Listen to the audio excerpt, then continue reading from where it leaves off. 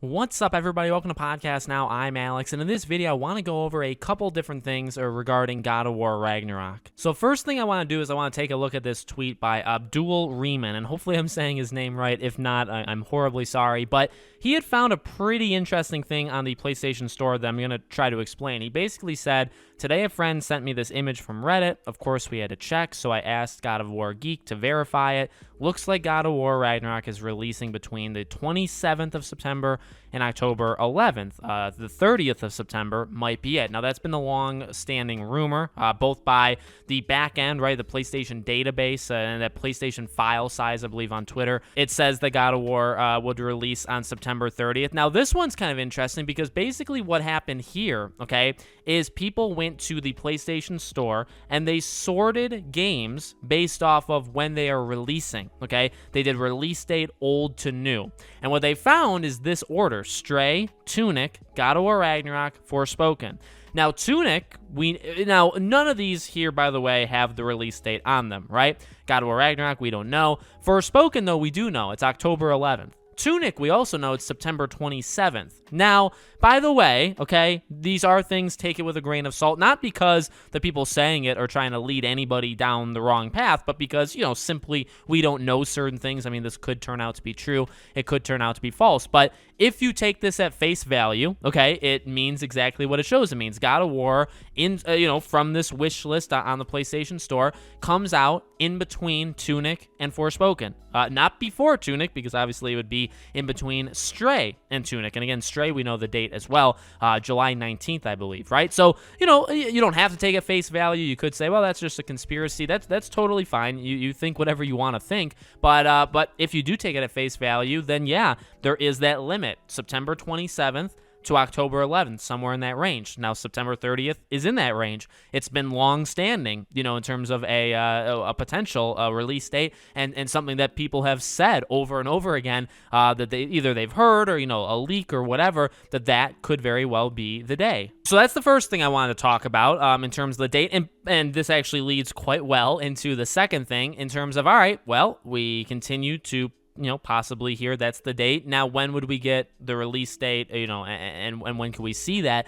Summer Game Fest obviously very much stands out. We've talked about it a little bit in the past, but I wanted to, kind of center the second half of this video around it. Millie A, who you guys may know, right, a leaker over on Twitter, she had posted today a GIF talking about, that it's past time that we get a date, right? And she said Summer Game Fest, which again, implies Summer Game Fest would be the time for God of War Ragnarok. I think it makes a lot of sense. I'm really warming up to the idea of this showing up here. If not, I can't imagine Sony, and I've said this before, I can't imagine Sony lets it go too far without doing a state of play for God of War Ragnarok. I know we just had the state of play in terms of, a collection of games, but they could easily do one, specifically on God of War.